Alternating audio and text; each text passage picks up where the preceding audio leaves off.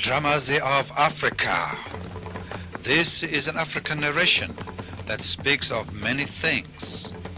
It is a story of the light and of the dark, and of Ngai, the god of the Kikuyu tribe, of smoke and fire, of truth and of the deceiver, Louis the serpent, of Kalulu the jealous hare, of Nyati the angry hippo. It speaks of the sacred crocodile of the Nile River, and of the star of hope, the bright morning star. It speaks of black drummers and white man's gumboots. The story is about the powerful emotions and thoughts that affect all African children. Yes, even the white children. Feelings that combine to make the individual pages of our book of life on this earth. It is a story about a young white boy born in the country of Tanzania, the flower of Africa. The boy visits an African muganga, a witch doctor named Mulimo, who gives him a message from Ngai, the Kikuyu god, and tells him the story of the two highest mountains in Central Africa. Mount Kilimanjaro in Tanzania, depicted as Father God, the possessor of all power, and Mount Kirinyaga in Kenya, depicted as Mother God, the possessor of all brilliance. When we speak of the two of them, we speak of Ngai, for this is the Kikuyu word for God. I was born many years ago in a small village in Tanzania, East Africa. My father was a soldier with the King's African Rifles. He was a very stern man who spent most of his time far away from home at war up in Abyssinia, North Africa. Thus I did not know him very well. He was not a man to speak with, for he only spoke to give out harsh orders when he wanted something done. And when I was 3 years old, his angry manner drove my mother away to another. Thus my early life was one of loneliness and fear. I spent much of my early years at the homes of others, when my father was away at war. And when sometimes he was at home, I was attended to by an ayah, an African maid called Sarah. She spoke to me in her Swahili language, which I learnt quite quickly. One day my father told me that he was soon to send me to a boarding school far away. I was 6 years old, and pleaded to be spared from this unimaginable fate, but there was no escape. He was adamant. I felt trapped and frightened. As the days went by, I wondered how I could escape, and where could I run away to. One night, as I lay in my bed, I listened to the African drums that were drumming away most of the night in the nearby village.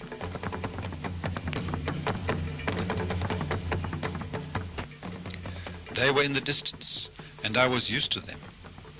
I suddenly thought of the muganga, the witch doctor named Mulimo. Sarah sometimes spoke of his magic powers, that he spoke to the spirits of their ancestors, and sometimes even to Ngai, their god. The next day I pestered her to take me to his hut.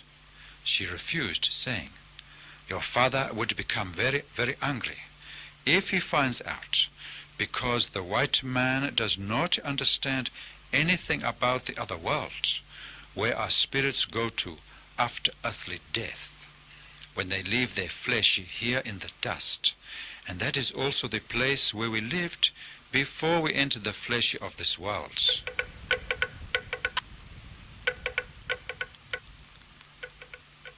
She said that my father could even bring the askaris, the police, and take her away from me, and send her to King George Hotel.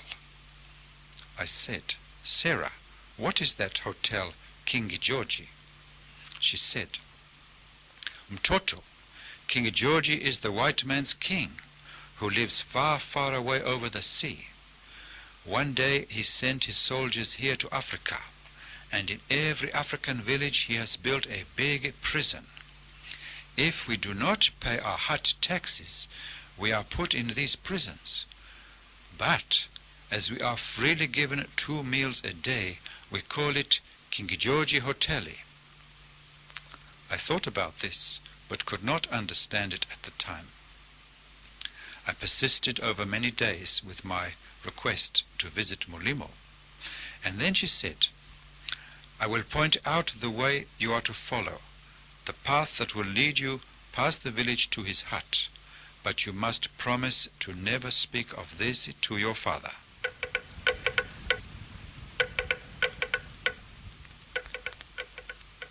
The next morning I found myself walking up the bush track. I was terrified, for I had heard many stories of the power of witch doctors, mainly from other white children. I walked very slowly, and my mind was wondering what to say. I came upon a small hut that had a blanket over the doorway. I said, "Hodi hodi." That is the word for knock knock.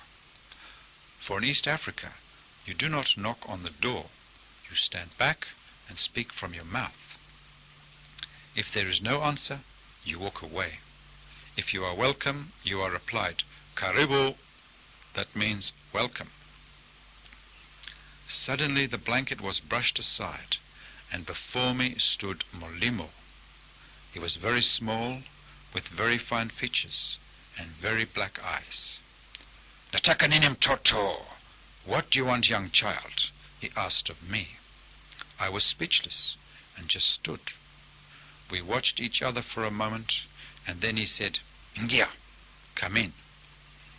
He told me to sit on the floor in front of him on a mat. I did so, and looked around at all the skins of animals on the walls. I said, "I do not know what I want, but I am here." Mulimo picked up a small bag. He held it for a few moments, and then shook it and spilled the contents on the mat between us. He poked around in the colored stones and little pieces of bones there, pulling out 3 of the stones, and then said, "Mtoto ya mzungu, child of white man, in your belly is the coldest stone of fear and loneliness. Under that are 2 other stones, one of jealousy, and the other is the firestone of anger, that you have not yet felt within you, and do not yet know them. You are a very young mtoto, but Ngai, the creator of all, yes, even the creator of the white man, says that I must tell you what you will hear now. For the book of life can be many, many pages, even 25,000, and you are not yet even 3,000 pages. But today's page mtoto is with Ngai, through my breath, my story to you, that Ngai says it will help you on your life's journey on this earth." I sat without speaking and listened to what he had to say. "Mtoto, one day far ahead, when you are a big man, the sacred crocodile of the Nile River will come into your mind, and you will see something in its eye. But that is yet 40 summer seasons away, to be revealed in a vision, direct to you by Ngai."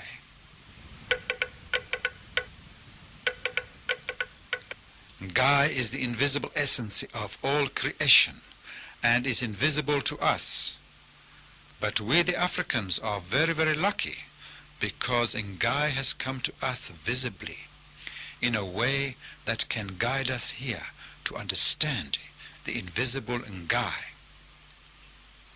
Ngai is like the 2 mountains that you see here where we live, the volcano Mount Kilimanjaro, the father, the possessor of all power, 20,000 feet high, and Mount Kirinyaga, the mother, the possessor of all brilliance.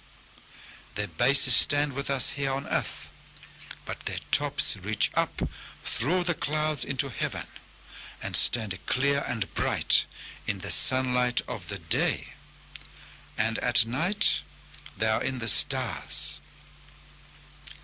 Even though they stand more than 100 miles apart, they see each other, and below them on the earth walk their children, you and me.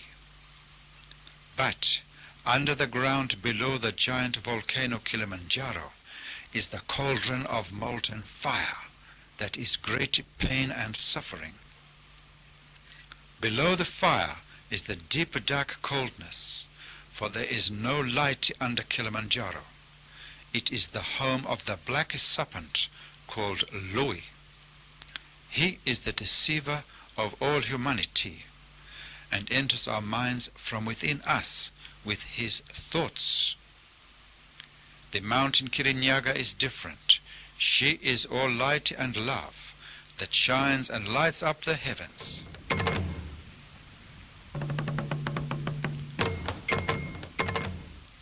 Sometimes the power of Kilimanjaro causes the earth to split, and smoke comes out, hot smoke, the anger of Ngai.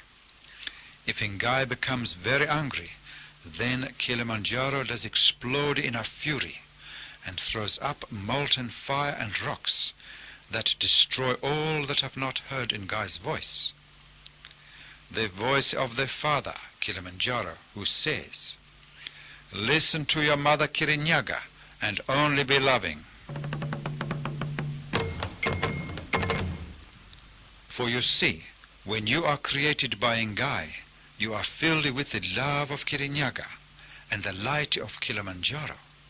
But some of the fire under Kilimanjaro is placed in your belly, so you can learn of Ngai's dark power, and it is all the bad feelings that can be felt by man on earth.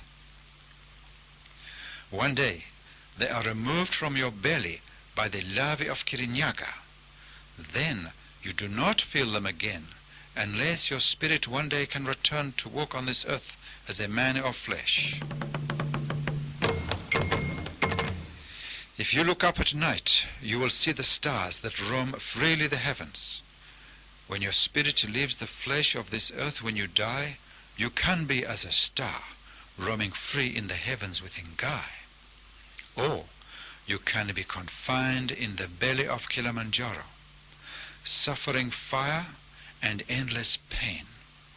And then you can even sink deeper into the cold and darkness, trapped forever.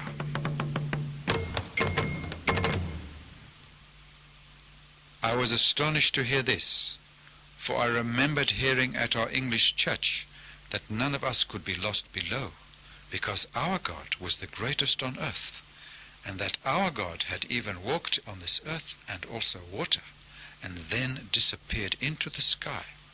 I spoke not, but continued to listen. Mulimo continued, "Mtoto, for every bad feeling within us, there is a story that we tell our children. To you will I tell 3. First, listen, for the drummers of Africa are practicing." He continued on, "Mtoto, I will tell you first of how the hippopotamus lost his hair. Once, a very long time ago, there was an angry hippo called Nyati. He had long hair. Nyati is actually the name of our buffaloes. They are very dangerous, angry animals. That is why this hippo was called Nyati. He lived in a grass house near the river. Nyati was always very angry, for he allowed the smoke under Kilimanjaro to pour through his big mouth when bad thoughts came into his mind from Louis the serpent. And he abused all the animals that came near him. Sometimes fire erupted within his belly, and he exploded with fury. And then he went on a rampage and trampled the houses of others as he destroyed them, even crushing people under his feet. The only person he ever spoke to was the grass fire that roams the plains in the hot season every year. Every year he would see the smoke coming, and he listened to the roar of the fire.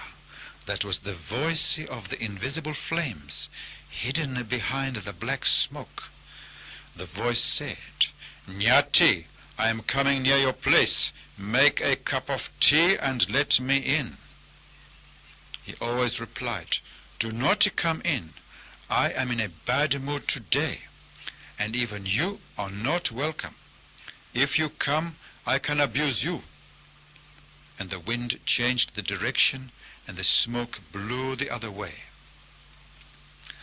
Over the years, his temper became worse, and he inflicted much abuse and pain onto others. And every year the fire came past his house, always with the same words, "Nyati, I am coming near your place. Make a cup of tea and let me in." Nyati always abused the fire, saying, "You are not welcome here." One day, many years later, the fire came again.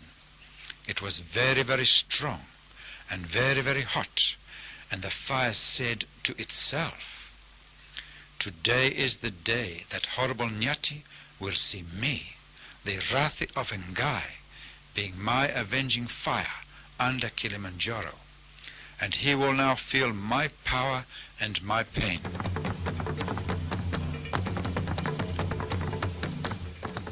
And the fire spoke loudly to Nyati, saying, "Nyati, I am coming in today. Even if you do not invite me, make a cup of tea and let me in." Nyati the hippo felt the fire and the anger within the flames, and he felt fear in his belly, and said, "Come in, and we will talk today, for I have never seen what is hidden in your belly under your smoke." With a fiery rush, the wind swept the intense flames into Nyati's house, with the fire power of even more than 1,000 angry hippos. The heat was intense, and Nyati shrieked in agony and pain as his hair was all burned off. He leapt into the cool waters of the river, and to this day has never had any hair. He plays in the cool water all day long, and only comes onto land in the evening to enjoy the cool air, like the air around the top of Kirinyaga, never ever again to trouble anyone, because as he suffered, the fire in his belly was extinguished by Ngai, and he never listens to the forked tongue of Louis the Serpent anymore.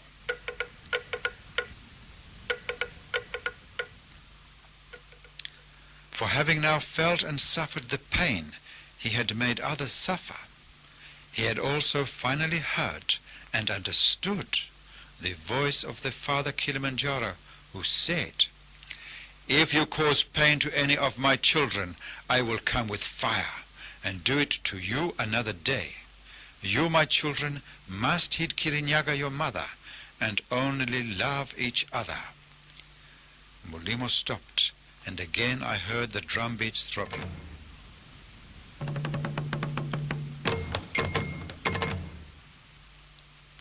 He said, "Remember, Mtoto, that I have told you of the fire hidden in your belly below the fear.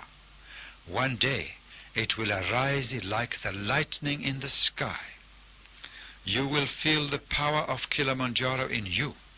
You must feel its power, but do not drink of it. If you drink it in, which you are doing when you abuse others, then it gets bigger and stronger in you, and you may not be able to control it. It can erupt inside you, and if you trample others, you will suffer the consequences of your actions, just like Nyati the hippo. Fire can burn you through the hands of others, or even like the swift rolling bushfire when least expect it. I listened intently and did not move. I could hear the drumming commence again.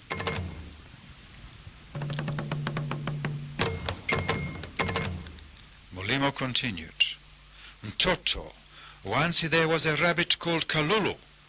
He was a very happy rabbit, living in a hole in the ground. He often used to see Simba the lion when out walking. Simba was king of the jungle, and Kalulu often spoke to his friend Simba. One day Kalulu felt a strange feeling in his belly. It was jealousy. And as he watched the lion Simba, he became jealous of his might and stature, and his many, many friends. And at the same time, strange thoughts came into his mind.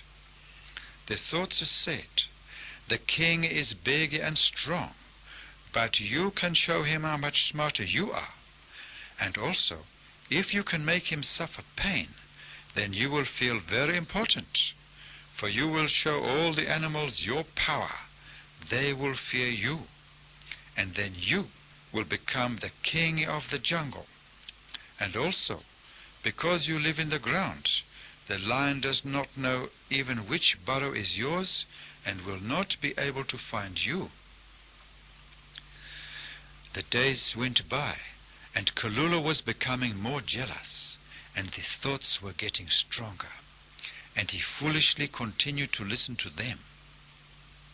One day, when he met Simba, Kalulu said, "If you are brave, then play the game of rolling stones with me." Simba said, "Kalulu, you are very small. If I play any games with you, then you can be hurt, and I will be sorry." Kalulu said, "You are not as smart as you think, King Simba, and I will win the rolling stones game." So the lioness said, "Let us begin."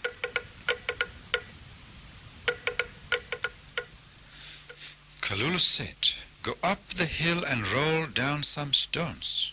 I will open my mouth wide and swallow the stones. Then we will change places, and I will roll the stones, and you will swallow them." Simba said, "If you can swallow even one stone, Kalulu, and it does not crush you, I will be very surprised. And then I can also do it, if you survive the first stone." Simba went up the hill and rolled the first stone. As it came bounding down the hillside, Kalulu thought, "The fool, he cannot see through the dust made by the rolling stone, and will not see me jump out of its way. And as it goes past, I will jump back into place, and the lion will think I am very clever to be able to swallow a stone." A large boulder came tumbling down, and Kalulu did as his thoughts told him, jumping sideways and then back, whilst the dust hid him from Simba's sight. Simba was amazed and repeated the process again. Kalulu then said, "Enough! Your turn to eat rock." When the king was ready with his mouth open wide, Kalulu pushed a small rock that in turn struck bigger rocks, and the lion was struck a heavy blow that knocked out all his teeth. He roared loudly in pain and ran off. The feeling in Kalulu felt very good, and he laughed in glee at his victory, and thoughts in his mind were saying, "Look how strong and clever all will think you are, Kalulu." He went and hid in his burrow for a few days, where he was planning his next devious move. He suddenly heard a sound, and then a deep sssss behind him in one of the tunnels of the burrows. In fear he ran out, for it was the black serpent called Louis. As he came out of the burrow, Kalulu saw Simba standing there, And he said to the lion, "How did you find me?" The king said, "Look up." Kalulu looked up and saw the eagle wheeling in the sky. Simba said, "Kalulu, did you not know that Ngai has eyes in the sky, and sees all, and knows all that takes place on earth, just like the eagle?" So I asked the eagle where you lived. You, Kalulu, ignorantly listened to the whisperings of the serpent Louis, the deceiver. He has a forked tongue. First he deceives you by giving you a very good reason to do wrong. Then he destroys you. His thoughts came into your mind because of your jealousy. Kalulu, did your parents not tell you about the power of the invisible Louis? Now you will feel the suffering of many, many days. I see that the fire in your belly has from this moment changed you into a hare with a big, strong body. So you cannot enter your burrow again, and your legs are long and strong. You will now spend the rest of your days working very, very hard, running and running over the hot grasslands, trying to keep ahead of the grass fires that will burn you if you stop. There is no rest for the wicked Kalulu until you have paid your dues to Ngai, who will then set you free again. So for the rest of his life, Kalulu the hare suffered heat and tiredness as he ran and ran and ran, praying to Ngai to turn him back again into a mild, friendly rabbit. Mulimo stopped, and I heard the drums again, little bursts of drumming that came and went.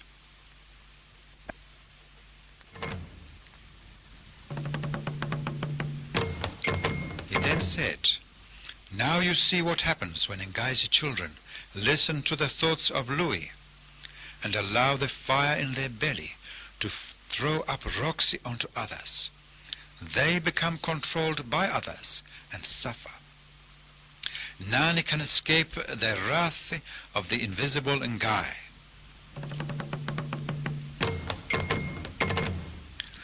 Mtoto, the danger is not what others do to us, but what we do to them. Thus the enemy is within us, being any thoughts coming within our own minds, from Louis, who is very, very cunning. I sat quietly and listened as I was enthralled by these stories.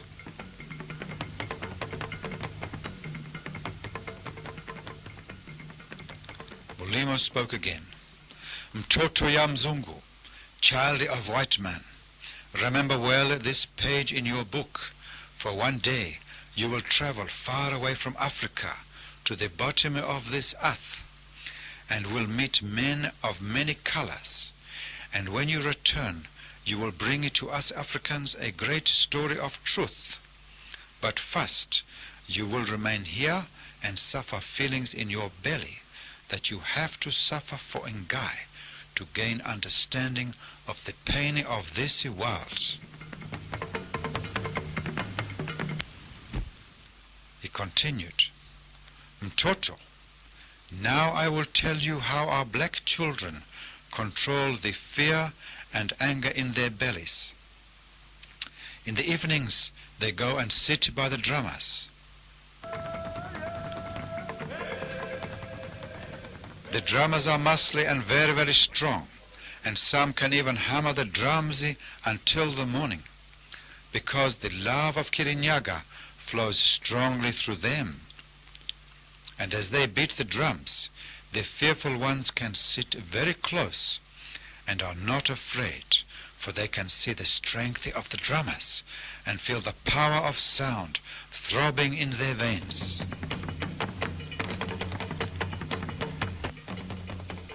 The angry young ones can also come near, but they dance and stomp the ground with their feet, and as they stomp and stomp and stomp, they are pushing the anger in their bellies back into the ground under Kilimanjaro. This way they will not blow smoke and throw rocks onto others. They dance with great power until they are exhausted. Then they can sleep.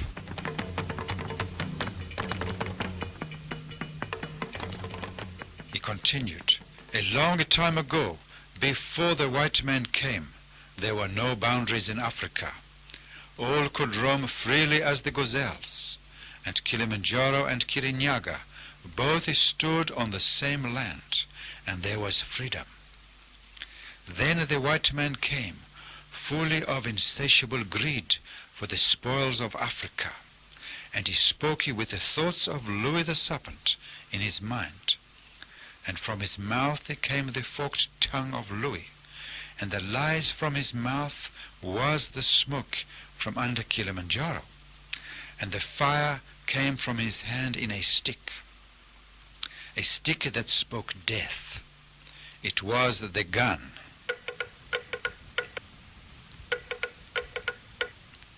I told the young men to remember the message from Ngai, that we must dance and not fight, for if we fight, we are disobeying Kirinyaga. Then Ngai will send all our spirits to the underworld when we die. Ngai said to me, Mulimo, tell all the angry men that instead of fighting the oppressor, to put on the white man's gumboots.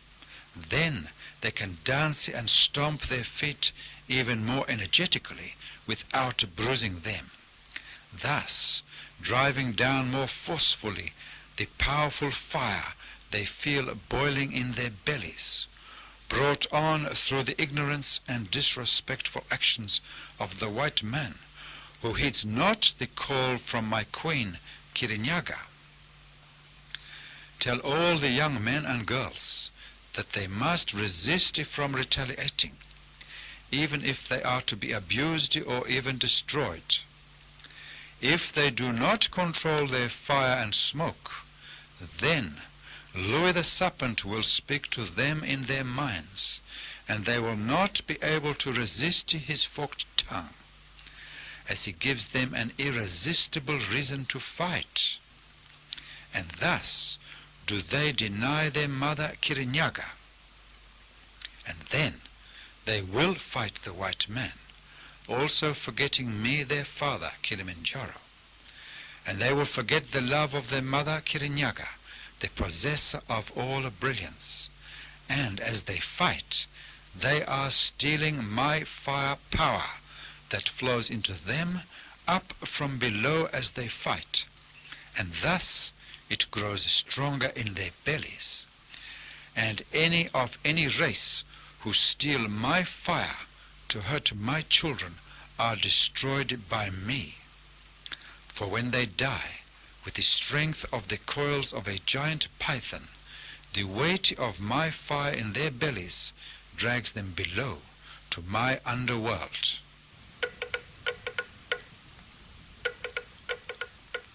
I was mesmerized by Mulimo's story, and as I sat, he took an old pair of gumboots out from behind a skin. They were very, very worn. He put them on, and by chance a drummer struck a few beats.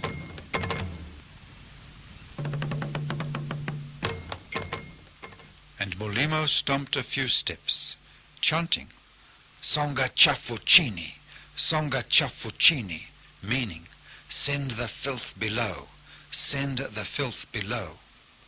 He sat back, pulling off the gumboots, and said, Remember well, Mtoto, because if for every child of Ngai comes many a test, and one day, when they show Ngai that they have learned the word courage, and thus do not retaliate against the bad ones, even those who are abusing them, but can and do forgive the enemy, then Ngai cleanses the fire out from their bellies, and then they can put away the gumboots, for they feel at peace within. And when they die, the enlightened spirits are free to roam the heavens, as the stars in the night, freedom at last, dancing forever in the sight of Ngai, Kilimanjaro and Kirinyaga. When you are older and have seen the sacred crocodile, and have prepared your message to all humanity from Ngai, then please remember Mulimo and the story of the white man's gumboots and the drummers of Africa.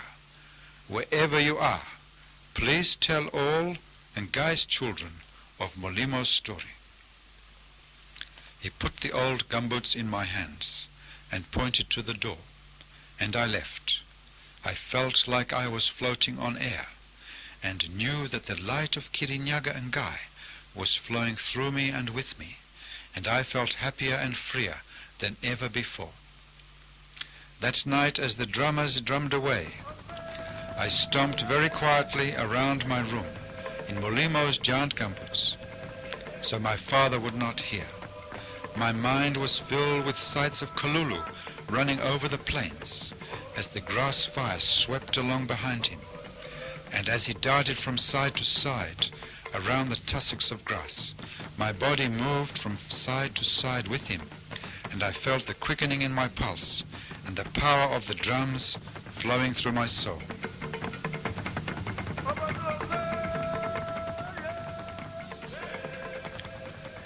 Wherever I traveled in Africa in later years, I heard the drums drumming and remembered Mulimo, but I saw very few gumboots stomping.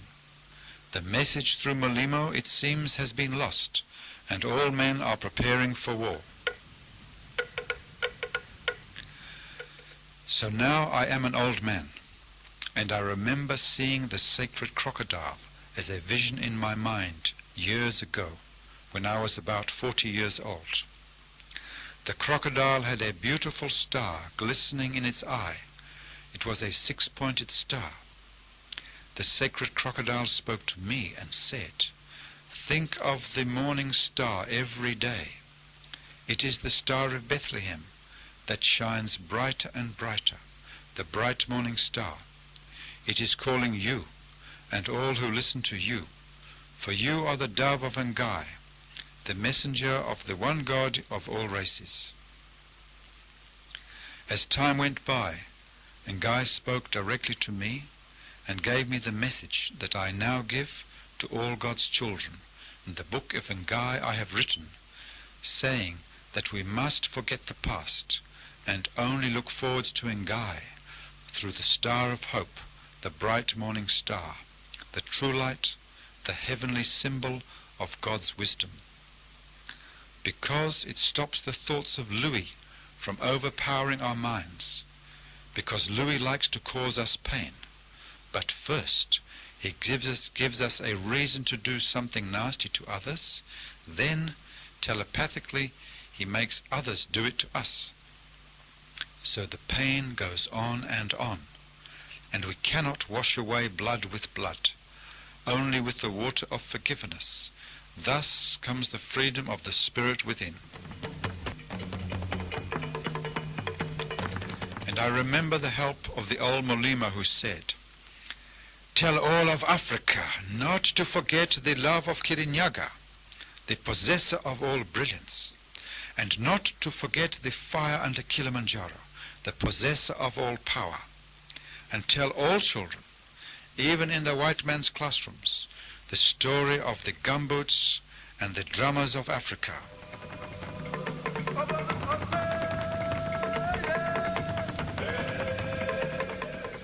So children, that is the story of the gumboot. It is about how to control the power of negative emotions you feel within. And the star prayer I now give you is what helps you to keep your minds free of dark thoughts that erupt silently within your minds from Louis the serpent, hidden deep in the belly of the earth, for he reaches up through the vibration of the bad feelings in you. To keep out bad thoughts, this is what you need to say as you think of the Star of Bethlehem, the morning star, 3 times a day. Creator of the heavens, Mother of love, I see your star shining above. Please cleanse my mind with all your love, so that I may heed the call of peace from above. For those of you who remember God's other messenger called Jesus, you can also say this 3 times a day. Jesus, I see your shining star. Jesus, be with me. Jesus, please help me and save me. That is the story I bring you today and send now back to Africa. You can help God by telling others about the drummers of Africa and about the gumboot dance and the star prayer. It is a very powerful true story, for what you do to others will be done to you. That is the only law of God. You are all God's most beloved children. God would have it that one day your spirits can roam the universe free as warriors of truth and love. For when you are freed within of the bad feelings, you will only feel the power of joy and happiness that flows from Kirinyaga through you. Kirinyaga, the possessor of all brilliance, and all your days will be happy. Tomorrow is a fresh page in your personal book of life.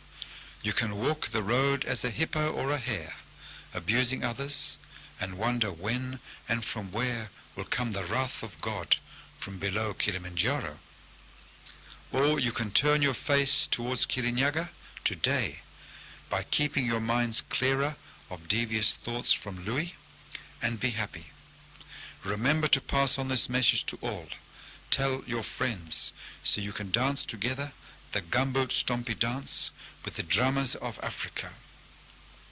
And every day as you awaken and you speak to God and Guy the words given by me above about the star of hope, the light of Kirinyaga will shine through you, and you will be happier on your daily journey as you are sustained by the light, love and wisdom of Kirinyaga, the Holy Spirit. Other information available to help you fortify your minds. Tapes, the Ark, Adults Meditation, the Star, Children's Meditation, and the books, the Visions of the Last Prophet, and the Testament of Truth.